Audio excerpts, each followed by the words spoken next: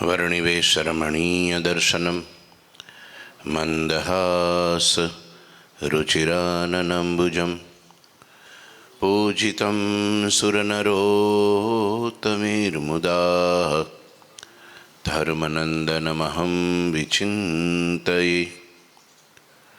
गुरुर्ब्रह्मा गुरुर्विष्णु गुरुर्देवो महेश्वर गुरुः साक्षात् परं ब्रह्म तस्मै श्रीगुरुवे नमः। ॐ अवतारिणी श्री स्वामिनारायणाय नमो नमः। श्री घनश्यामाय नीलकंठाय सहजानंदाय च नमो नमः। हरिकृष्णाय परं ब्रह्मणि च नमो नमः। श्री सद्गुरु चरणकमलेभ्यो नमो नमः। बोलो श्री स्वामीनारायण भगवाननी जय।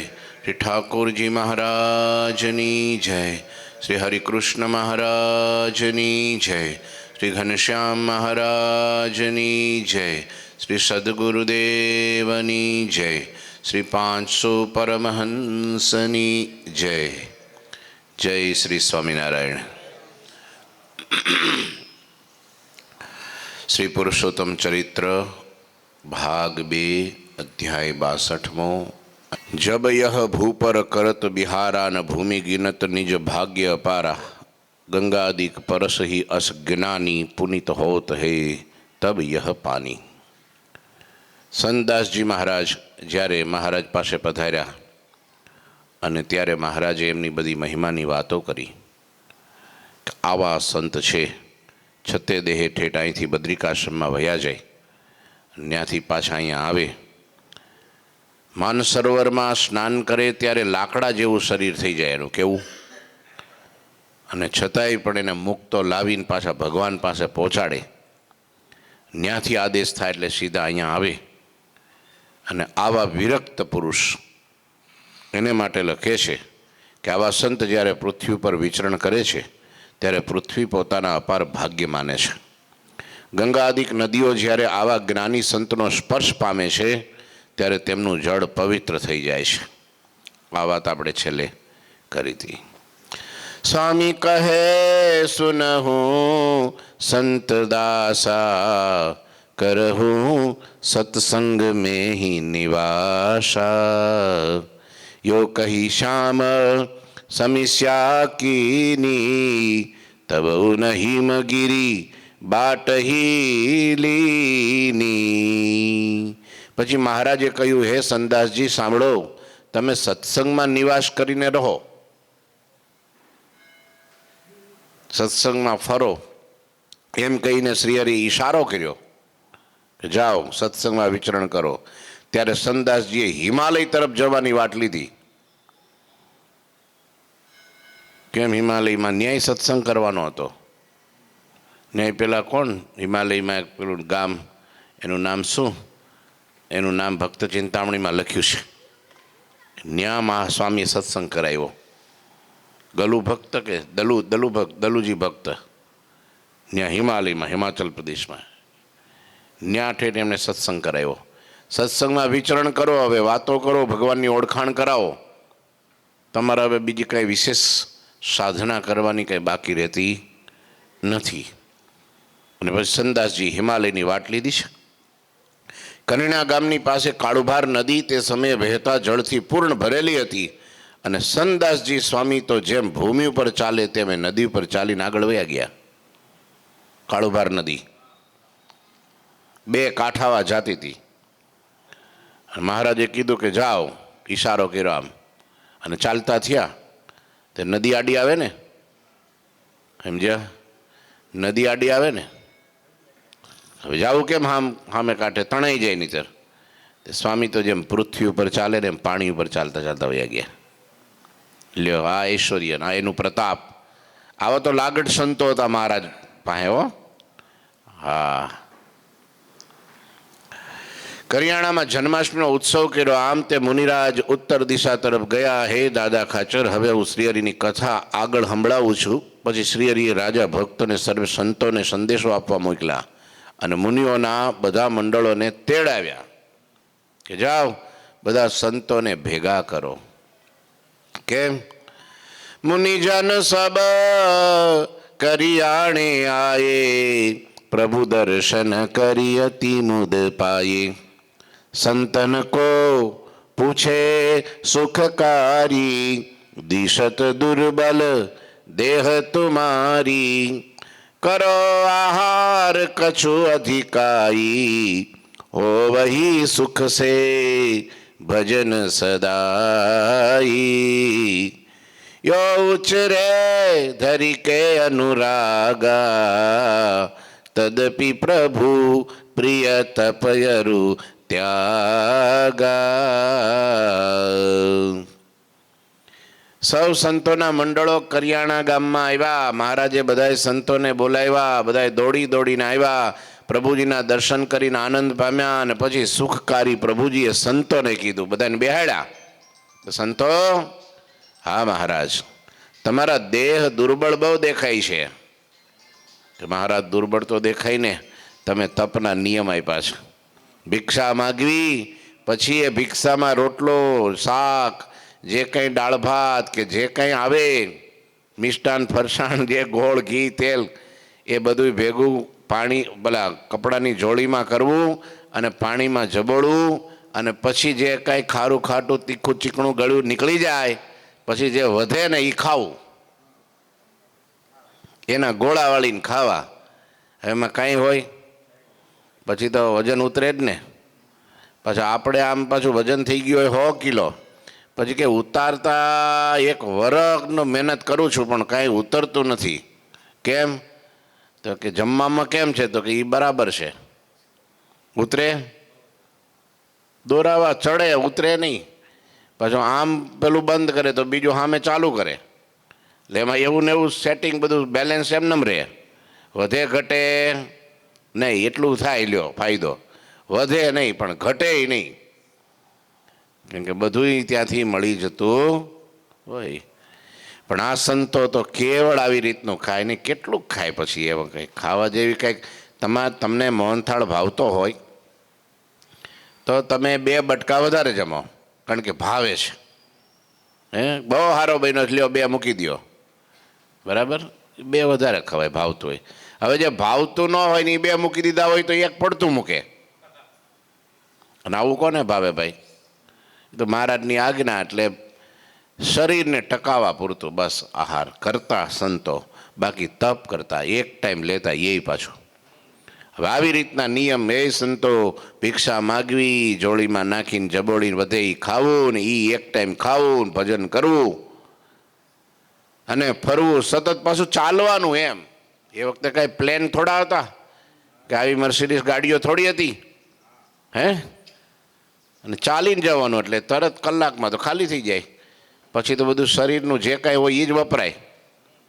એટલે ધીરે ધીરે હુકાતું જાય શરીર, ઓછું થતું જાય.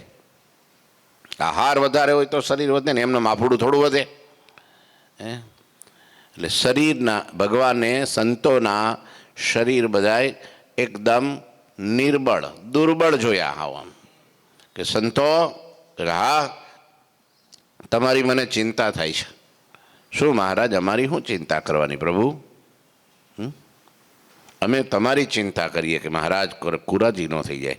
તમે અમારી શું ચિંતા કરો કે તમારા શરીરની ચિંતા? જો આ ભગવાન સામેથી ધ્યાન રખાવે ત્યારે બરાબર, પછી પોતે જાતે જ ધ્યાન રાખી લેતો હોય તો ભગવાન કે મારે કાંઈ જરૂર નહીં. લ્યો, ભગવાનને ચિંતા થઈ કે આ તમારા દેહ દુર્બળ દેખાય છે, માટે થોડો વધારે આહાર કરો ને. હાવ થોડું થોડું મુઠ્ઠીમાં આવે એટલું જમી લે.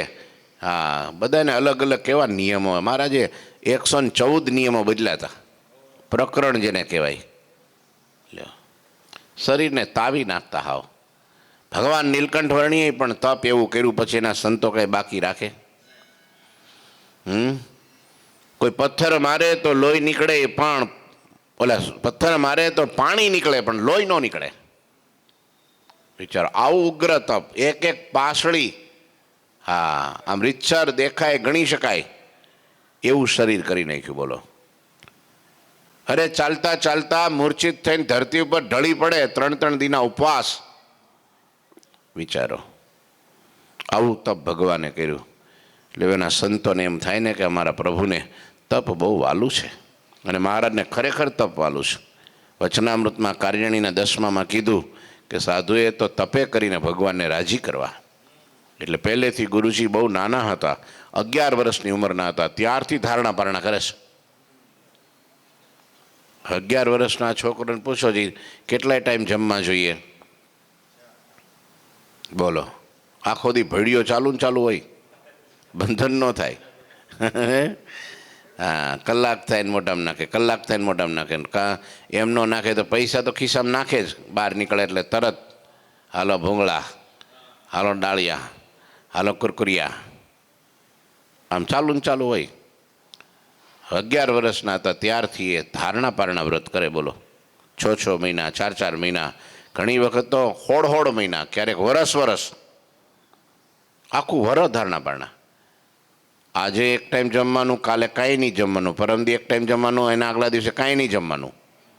એમ કરતાં કરતાં 8 મહિના, 6 મહિના, 12 મહિના, હોડ મહિના ધારણા પારણા કરે. આપણે એમ કહીએ ને કે ભાઈ સંતો કે ગુરુજી હવે તમારે શું જરૂર, આટલું બધું કેમ કરો છો? તો કે મહારાજને રાજી કરવા છે ને, મહારાજને તપ વાલું છે. તપે કરીને ભગવાન બહુ રાજી થાય છે. હા, એટલે રાજી કરવા માટે જ સ્પેશિયલ તપ કરે. બોલો, હા, એના પુણ્ય માટે કે બીજા કોઈ હેતુ માટે કે પોતાના મનોરથ પૂરા કરવા માટે એમ નહીં, રાજી કરવા માટે ભગવાનને. તપ બહુ વાલું ભગવાનને. તપ કરે ને એટલે 2 ફાયદા, એક તો ભગવાન રાજી થાય અને આપણા ઇન્દ્રિયો અંતઃકરણ પણ સંયમમાં રહે, બહુ કૂદકા ન મારે, ગમે ત્યાં જાય નહીં. આંખમાં, હાથમાં, પગમાં, જીભમાં, કાનમાં આ બધી ચંચળતાઓ મટે. શરીર જેટલું મજબૂત હોય એટલું મન મજબૂત થાય, શરીર જેટલું નબળું હોય એટલું મન નિર્બળ થાય. વાત સીધી છે. નાના હોય ત્યારે મન બહુ ન હોય, એટલું બધું આમ વિષયો તરફ દોડતું હોય. કેમ કે એનો આહાર થોડો હોય, છોકરાઓનો એ બહુ જાજુ ન ખાઈ શકે, થોડુંક ખાય, એટલે એનું શરીર નિર્બળ હોય, એટલે મન નિર્બળ. યુવાન થાય એટલે આહાર વધે, એટલે મન મંડે ઉછાળા મારવા, પછી ના કરવાનું કરી નાખે, કાંઈ નક્કી નહીં આમાં, સમજ્યા? એટલું ખાવાનું નાખો ને બધી ચંચળ થાય, અને વિહવળય થાય ને વિકારવા નહીં થાય યુવાનીમાં. કેમ? આહાર વધે. પછી ગઢપણ આવે એટલે આહાર ઓછો થઈ જાય. ઘરડા થાય એટલે બહુ ન ખાય, કે હોજરી છે ને પછી કામ ન કરે, બહુ ખાય તો પછી ના ઘડીએ નાવા જવું પડે. ઉંમર થાય પછી બહુ ખાવાનું, પછી કે એના ભજીયા લાવો, પણ એ ઠીક છે 1-2 ભજીયા, પછી હુંડલો ભરીને ખાઈ જાય તો તો સાફ કરવાવાળું ન હોય પાછું. એટલે ત્યારે આહાર ઓછો થઈ જાય, ગઢમણમાં આહાર ઓછો થઈ જાય, એટલે મન પણ શાંત પડી જાય, બહુ ઉછાળા ન મારે, કોઈ વિકારવા ન રહે, પછી એ બધી સંકુચિતતા આવી જાય, નબળું થઈ જાય મન, એટલે બહુ એનો એ સંયમમાં આવી જાય. આમ છે તાર લો. એટલે સંતો, યુવાન સંતો પાસે ભગવાન બહુ જ તપ કરાવતા. હા, અને તપને જોવે ને તો હરિભગતે રાજી બહુ થાય. હા, સંતો કેટલા તપસ્વી છે, જુઓ તો ખરા. હા, ઢગલા ને ઢગલા કરી દે. આમાં એવું છે કે તમે જેને ત્યાગો એ આગે, અને માગો એનાથી ભાગે. શું? ત્યાગો એટલે આગે, અને માગો તો ભાગે. લ્યો, એમ કે ના અમે કંઈ જમતા નથી, તો કે ના એમ હોય કાંઈ, મારા આમ છે, લ્યો આ કિલો ઘી, હુકડી બનાવો. લ્યો, અહીંયા અમારે જો ને અહીંયા કેટલું ઢગલા થઈ જાય છો. અમે સંતો આ સ્વામી એક ટાઈમ કરે, એ સ્વામી ખાલી હું એક જુવારનો, શું કે આપણે મકાઈનો લોટનો રોટલો બનાવી નાખે અને શાક બનાવી નાખે, ભગવાનને થાળ ધરીને એક ટાઈમ જમી લે, સાંજે જમે નહીં કાંઈ. લ્યો, એટલે આવું તપ ભગવાનને વાલું બહુ. એમાં આપણો પણ એ ભજન જેને કરવું હોય, સમજે, એને ભજન થોડું ઉતારવું જ પડે. આમે જેનું વજન બહુ વધી જાય નથી ભજન થાય નહીં. જેનું ભોજન નરસ, આપણા ગુરુજી એમ કેવો શું કે, જેનું ભોજન નરસ એનું ભજન સરસ, અને જેનું ભોજન સરસ એનું ભજન નરસ. ભોજન બહુ સારું હોય, તીખું, તમતમતું, ગળ્યું, ચીકણું, હે આમ આમ આમ રજોગુણી બરાબર, આમ થાળ બધો આમ ઠાઠમાઠ, 2 મિષ્ટાન ને 2 શાક ને રોટલી ને પૂરી ને 2 ભજીયા ને દાળ ભાત ને સલાડ ને મઠોન. પછી કે હવે ભજનમાં બેહો, તો કે હવે રહેવા દ્યો, હવે બુંડી નમી જાય તરત સીધો પથારી ભેગો. એ ભજન ન કરીએ કે હે ના, હવે શું આવે, ગઈડા થઈ ગયા જો ને, હવે ખાય નહીં કાંઈ. લ્યો આમ છે તારે. આ નકરી ખીચડી જમતા હોય મગની, કે જે કાંઈ ભાખરીનું શાક જમતા હોય સિમ્પલ સાદું, સમજ્યા, તો પછી એને ભજન કરવાનો ઉત્સાહ વધે હો. આ અમારે જો ને આ કંઈ ગયા આપણે દાદા રસિક દાદા જો બેઠા. હા એ હા, એ દાદાને બહુ એવું નહીં, આખો દી સેવા કર્યા કરે એટલે પચી જાય. એને પાછું દોડાદોડી કરતા હોય ને, ઉચકવાનું હોય, દોડાદોડી કરવાની હોય તો પચી જાય. પણ હવે ભજનમાં કેમ છે એ પાછું પૂછવું પડે. હે રસિક દાદા, ભજનમાં કેમ છે? સારું છે? માળા બળા કરો છો ને?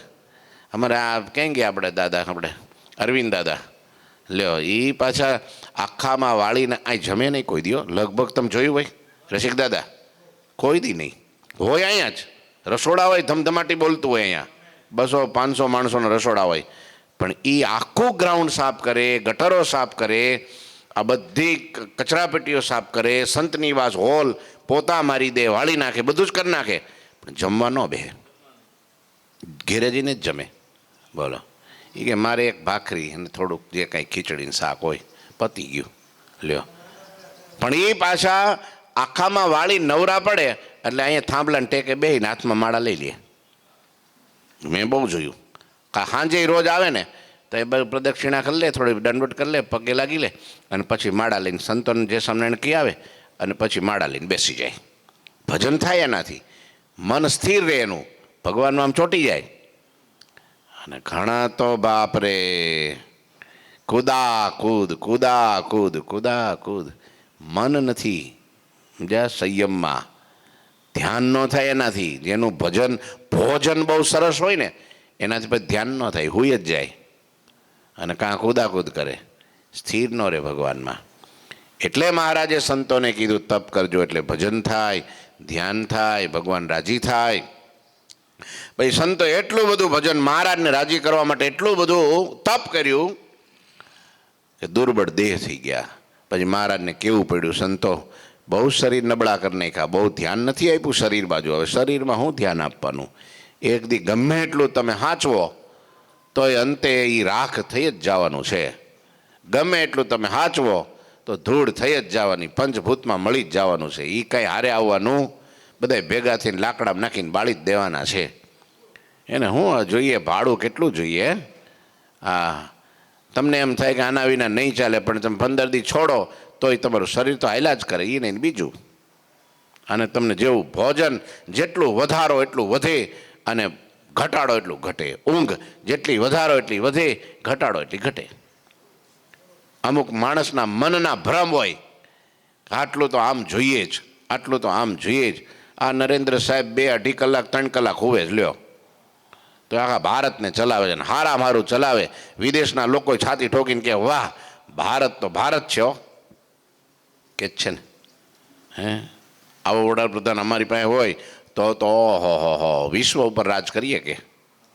લ્યો, કરે છે ને. એને જમે કેટલું, એનો આહાર જોઈએ ને, તમે પૂછો કોઈને. કંઈ નહીં, ભાખરી હોય અને કંઈક પેલો ખાખરા હોય અને પેલી ખીચડી હોય, બસ એવું જ. હાવ સાદું, બોલ, હાવ સાદું. હે હાવ સાત્વિક, હાવ સાત્વિક આહાર. એટલે ભાઈ એના મોઢા ચહેરામાં તેજ તમે જુઓ. હે ગરજે તારે જુઓ તમે. હા, એટલે સંતોએ મહારાજને રાજી કરવા માટે તપ બહુ કર્યું. મહારાજ કે હવે થોડું જમવાનું રાખો, કેમ કે તમારા દ્વારા સત્સંગમાં બહુ મોટા કામ કરાવવા, પછી શરીર સારું ન હોય તો પછી દોડાદોડી કરવી હોય, મોટા મંદિરો બાંધવા હોય, એ મોટા સમય ઉત્સવ કરવા હોય, લાખો માણસોને ભેગા કરવા હોય, કથા વાર્તા કરવી હોય, સૌથી વધારે બળ ક્યાં પડે? તમે કહો, સૌથી વધારે તાકાત ક્યાં કરવી પડે? કથા કરવી હોય ત્યારે. એમ તો કહો, સત્સંગ જીવનમાં લખ્યું છે, વક્તા હોય ને રોજ કઢેલું દૂધ પાવું, કાજુ બદામ પિસ્તા અને આમ જો સાકર ને આમ આમ પેલું એલાયચી ને કેસર ને નાખી અને કઢી અને મોટો વાટકો રોજ વક્તાને પીવડાવવું. કેમ? સૌથી વધારે તાકાત ક્યાં કરવી પડે? બોલવામાં, ગાવામાં. અમે જ્યારે સંગીત ભણવા જતા ને રાજકોટ ચંદુભાઈ પાસે, ત્યારે એ અમને પહેલાં બેસીએ ને એટલે તરત પૂછે, તમે જમીને આવ્યા છો કે ભૂખ્યા છો? હવે 6 વાગે લોયાથી નીકળ્યા હોય, ક્યાં જમવા ભેગું થાય? આરતી ગાડીમાં કરી નાખીએ બધું નિત્ય નિયમ. કે ના, જમીન નથી આવ્યા તો કે પહેલાં આ ફ્રૂટ છે, જો આ સુધાર નાખો, આ નળ છે, આ ગરણું છે, તમારી વિધિ કરીને આ બધું કરીને ઠાકોરજીને ધરાવી લ્યો, જમી લ્યો, પછી પાઠ ચાલુ કરીએ. પછી એમ કહેતા, એક સલાડ પથ્થર કૂવો ખોદતો હોય ને જે હથોડા ઉપર ઘણ મારતો હોય ને જે તાકાત કરવી પડે ને, એના કરતાં વધારે તાકાત આ ગાવામાં થાય. હા, ઘણી વાર જો આ તમે કથા અડધો કલાક, 2 કલાક કરો ને પછી ભૂખ બહુ લાગે. સતત બોલવામાં તાકાત છે, સમજ્યા? તમને એમ થાય આ સ્વામીને મજા, ગાદી ઉપર બેઠા બેઠા બોલવાનું, વાહ કેવું સારું નહીં? આ બહુ અઘરું છે. સતત બોલ કરું ને એ શક્તિનો વ્યય થાય, સમજ્યા? આ તો તમને એમ થાય કે સ્વામીને વળી કઢેલું દૂધ પીવાનું ઉપડું લાગે છે, આમાં કોઈ દૂધ લાવે ડેરીના દૂધમાં શું કરીએ આપણે? એમાં તાકાત હોય નહીં, બધું કાઢી લીધું હોય ન્યા, પછી જે વધે કોચો ત્યાં મોકલે કોથળીઓ ભરી ભરીને. આવું છે લ્યો. પણ આમ વાત છે લ્યો, વાત તો સાચી છે, ગાવું આમાં તાકાત તો બહુ કરવી પડે. અને સતત સંતોને વિચરણ કરવાનું છે, સંતોને સતત વાતો કરવાની છે. એક પણ મુમુક્ષુ આવે એટલે કથા કરો, એક પણ આવે, લાખ બેઠા હોય કે એક બેઠા હોય, હરખી જ વાતો કરો બસ. સતત ફરવાનું છે. હવે થોડોક આહાર વધારો, જેથી ભગવાનનું ભજન સુખે થાય અને સત્સંગ પણ થાય. આ રીતે પ્રભુજીએ હૃદયના પ્રેમથી વાત કરી પાછી, હોય એમ નહીં કે ભાઈ આ સંતોને હાલો ભાઈ ચેક કરવા માટે આ જમવાનું કહીએ છીએ કેટલાક વધારી દેશે, કેટલુંક ખાય છે જોઈ લઈએ, હા પાડે છે કે ના પાડે છે, પરીક્ષા ખાતર નહીં.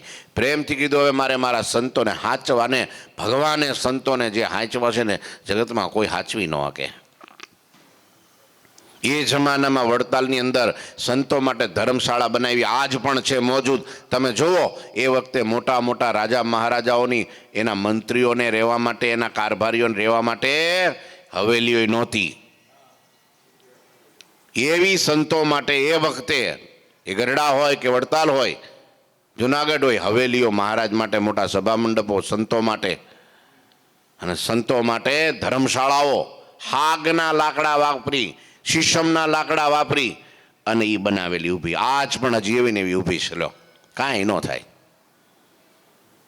કેટલી વ્યવસ્થા. અને અહીંયા બેસો ને તમે ઉનાળામાં, ધગધગતો ચૈત્ર વૈશાખનો તાપ હોય, 12 વાગે આમ 2 વાગે તપતું હોય બધું, આમ બહાર નીકળાય ને એવું હોય ને, પણ એ ધર્મશાળામાં ઘરી જાઓ એટલે તમને એમ લાગે કે એસી રૂમમાં આવ્યા, એટલી ઠંડક આપે.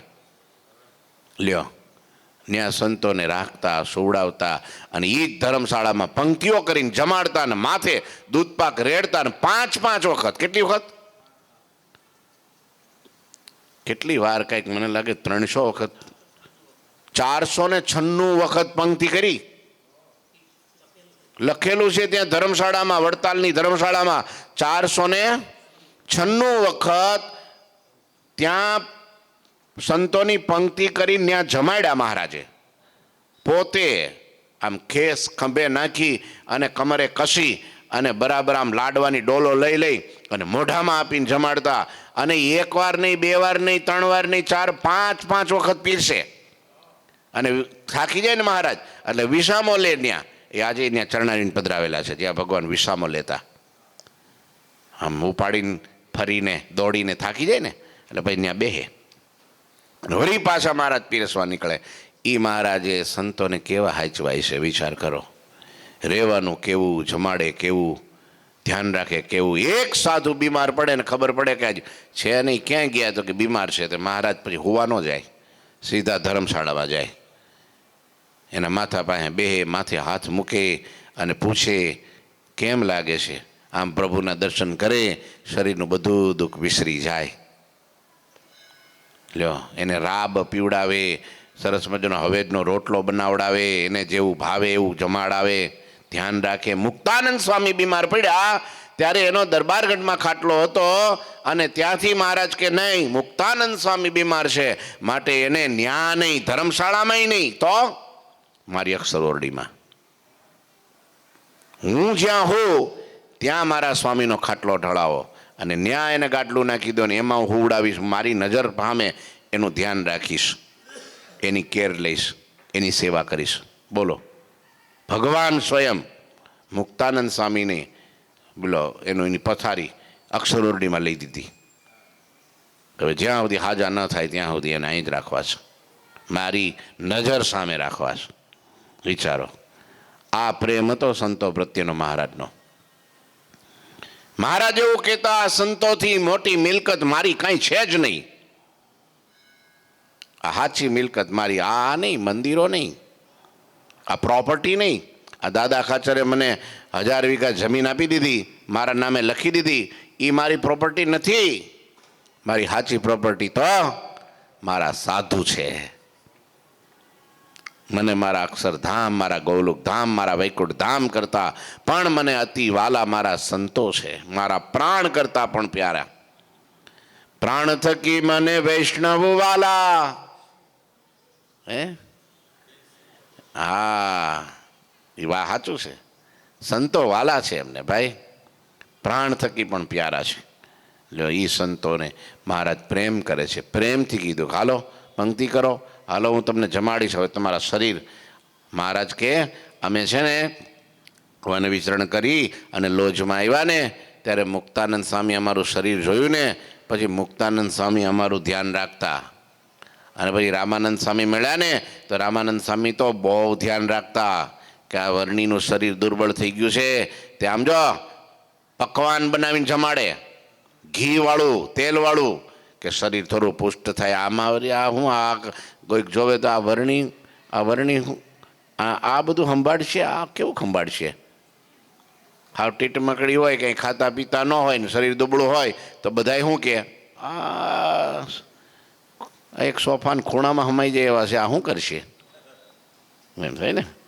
પણ હૃષ્ટપુષ્ટ હોય તો હા ગાદી તો આનાથી શોભે હો,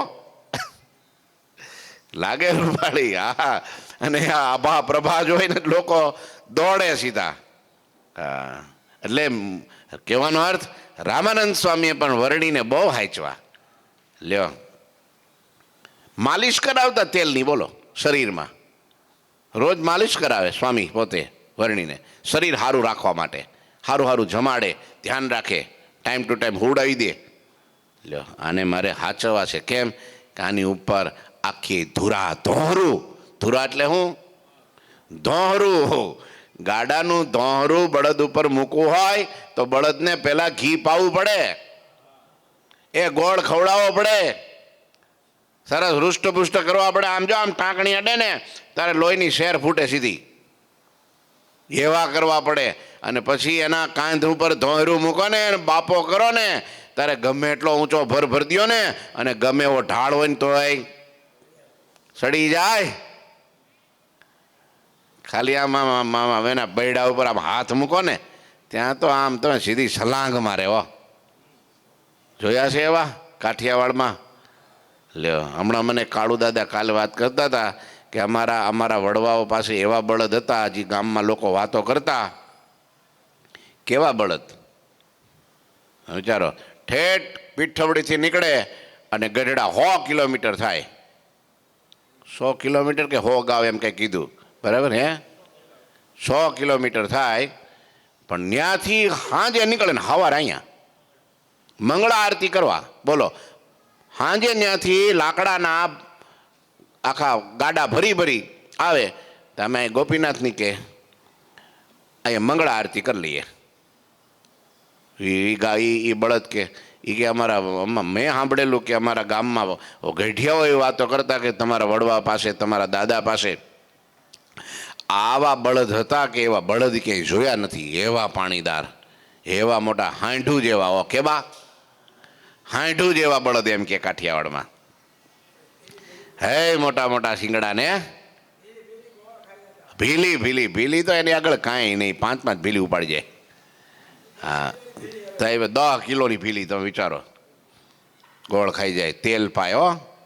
અને શિંગડે આમ જો આમ જેમ કીટું બીટું ચોપાડે બધા. હા તો બધું મેં જોયેલું હો પાછું.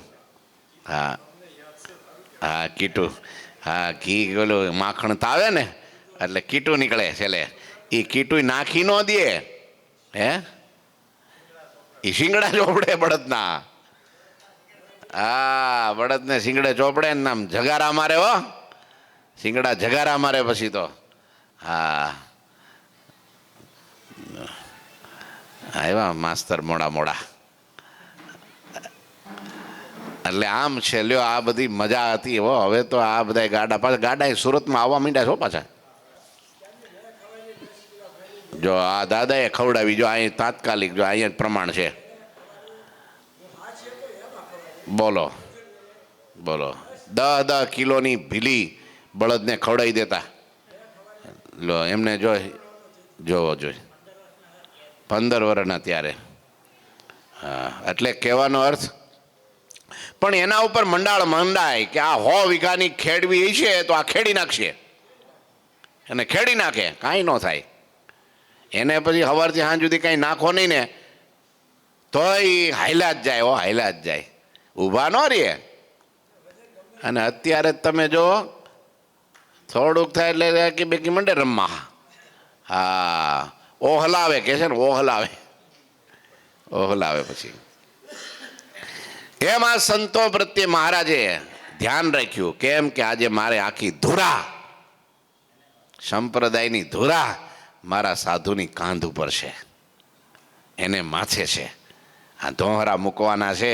આને જો બરાબર હાંચવીશ નહીં તો આ કેમ પાર પડશે? આટલું મોટું મંડાણ કર્યું છે આ તો ભાઈ. હે આ તો ધોરી માર્ગ ખુલ્લો કર્યો, અક્ષરધામનો ધોરી માર્ગ વેતો કરવો છે પુરુષોત્તમ પ્રગટી. નોટી દીઠી નહોતી સાંભળી એવી પ્રગટાવી પુનિત પુરુષોત્તમ પ્રગટી અમારા સંતો દ્વારા મારે કરોડો જીવના કલ્યાણ કરવા છે. એ પછી આમ દુબળા હોય તો હાલે? હે એ તો જોઈએ બરાબર. અને આમાંય છે ને ભજન એમનેમ કાંઈ થતું અહીં લખ્યું જેટલે જ કીધું, સંતો થોડો આહાર રાખજો, એ જમવાનું રાખજો. કેમ તો ભજન થાય, ભૂખે ભોજન ના હોય ગોપાલા, એ તેરી કંઠી ને તેરી માલા. હે એટલે તમારા માસ્તર જો ચીબડા લઈ આવે સંતો માટે. હા કોઈક ચીવડા લાવે, કોઈ શાકભાજી લાવે, કોઈ કા લાવે કે સંતોને હાચવા પડે. સંતો માટે પાછા એમ કે અરે ગમે એટલું મોંઘું હોય તો સંતોથી કાંઈ મોંઘું છે? એમ કે બોલો, સંતોથી કાંઈ મોંઘું છે? હાંચવે તો એ કડવા હોય પહેલાં લાવે, એટલે ફરી વાર સંતો મંગાવે જ નહીં એમ. ના ના જોઈને લાવો, એક કડવું નથી નીકળતું. હા કડવું ન નીકળે. હા એ તો ભાવ જેનો મીઠો હોય ને મીઠું જ નીકળે. અને કદાચ એકાદું કડવું અંદર ઘૂરી ગયું હોય ને તો એ ખાવ ત્યારે મીઠું જ લાગે, કારણ કે પ્રેમ મીઠો છે ને, હૃદયનો પ્રેમ મીઠો ને.